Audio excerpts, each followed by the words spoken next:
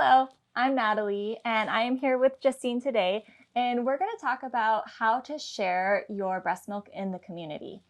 It's been extensively studied, the amazing properties of breast milk, and more moms are wanting to choose breast milk when supplementation is needed. Breast milk can be shared in many ways. It can go through a formal milk bank, it can be actually freeze-dried, and it can be shared in the community setting. Today we're going to be talking about sharing in the community setting because we're here on the island of Maui and there's no milk banks available here. So a lot of our moms are choosing to do community milk sharing. One benefit of Justine being an oversupplier is that she's not only helped contribute to the health of her own precious baby, but she's helped so many moms and babies in our community. With community-based milk sharing, there's definitely some things that you want to be aware of.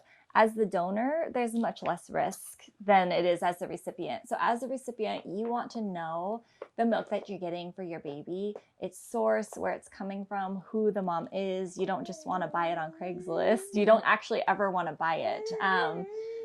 Casual milk sharing or community-based milk sharing should be giving. There should never be anybody asking you for money for it. But most importantly is you want to make sure that it's safe.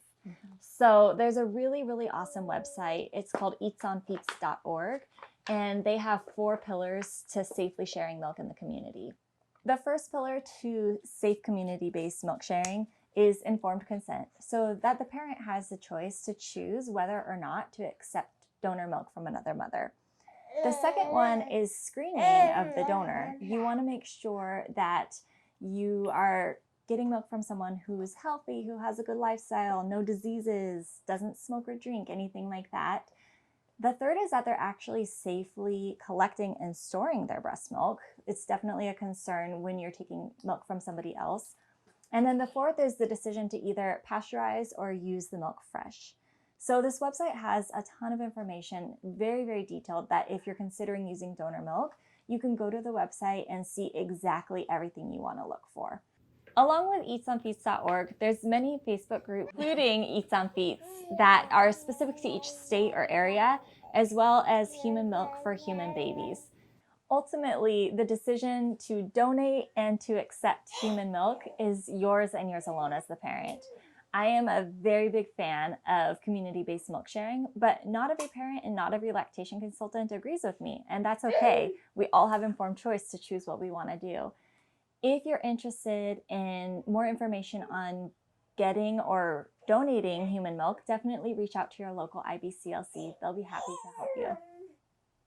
Justine, can you tell me a little bit about your experience with how you got into donating breast milk and what made you decide to become a donor? So, donating milk, I hadn't realized that there was such this huge need for it. And when I had my first baby, my baby girl, she was a preemie, and I had all this milk and nowhere for it to go. And unfortunately, we had to throw out a full chest freezer of milk and defrost it. It was the saddest thing ever. Whoever said you don't cry over spilled milk was a liar. It's very true. So with this one, donating milk has been a blessing to a lot of people here. It is a very huge need, and without having a milk bank here, a lot of moms look to the community for answers and for help. And 9 out of 10 times, there's allergies and concerns, but the process of milk banks and everything is a little bit more hectic. So to reach out and have an outlet has been really great for me and for all the kids here. Right. Yeah. Right. And all these babies are so lucky that you have all this extra milk, because otherwise some of these babies aren't given the chance to have breast milk. Yeah. And even purchasing from a formal milk bank is very expensive. Yeah. So the fact that you're able to share this liquid gold with all of them, I'm sure it's been very meaningful for you as far as you're contributing to the growth of these babies. Yeah, for sure. I had one of the moms that I've donated to, her daughter, she was supplementing with formula and everything and couldn't find a donor for a long time and reached out to me, and her daughter started gaining weight really quickly, and so she's come back every single week and she gets a full Target bag and she goes on her way, and she loves me for it. So it's really great. That's amazing. Yeah. Do you know about how many ounces that you've donated to moms so far? So I don't have an exact number. I know it's been definitely a lot.